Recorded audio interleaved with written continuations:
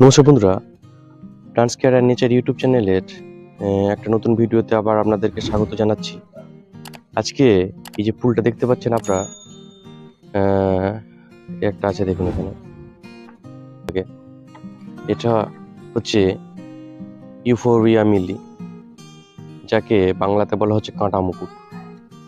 কিন্তু এর যে বিভিন্ন রকম কালারগুলো দেখুন, এই একটা কালার আছে, এটা গ্রিন, আর এটা হচ্ছে হোয়াইট। এটা সাধারণত খুব রেয়ার, কমই পাওয়া যায়। এছাড়া এর ইয়েলো আছে। সাধারণত এটা কাঁটাযুক্ত গাছ, দেখুন কাঁটা, এবং এর যে আদি নিবাস বলতে গেলে এটা হচ্ছে আদি নিবাস হচ্ছে মাদাগাস্কার, হচ্ছে এর আদি নিবাস। আর এর কাঁটা প্রিন্টের যে ফুল, লাল, হলুদ, সবুজ, এছাড়া ভ্যারিগেটেড যে বিভিন্ন ফুল, সেগুলো কিন্তু যারা গাছ প্রেমী আছে তাদেরকে কিন্তু আকর্ষণ করছে বর্তমানে এই গাছটা। আর এটা একদম লো মেনটেনেন্স হওয়ার জন্যে তার জন্য এটা জনপ্রিয়তা পাচ্ছে। মিলি বা কাঁটা মুকুট গাছ একটা কিংবদন্তি কিন্তু প্রচলিত আছে। সেটা কি?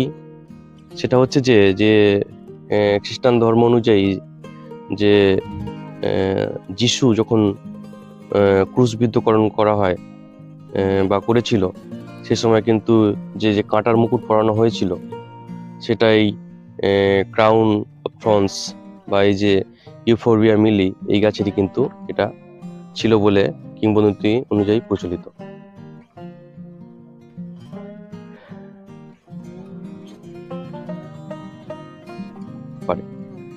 আর এই গাছটা সাধারণত কিরকম পরিবেশ পছন্দ করে বলতে গেলে, সাধারণত ডাইরেক্ট সানলাইট বা ইনডাইরেক্ট সানলাইট দুটোতেই হয়, কিন্তু প্রচণ্ড গরমের সময় বা গ্রীষ্মের সময় একে সাধারণত ইনডাইরেক্ট সানলাইট রাখা উচিত।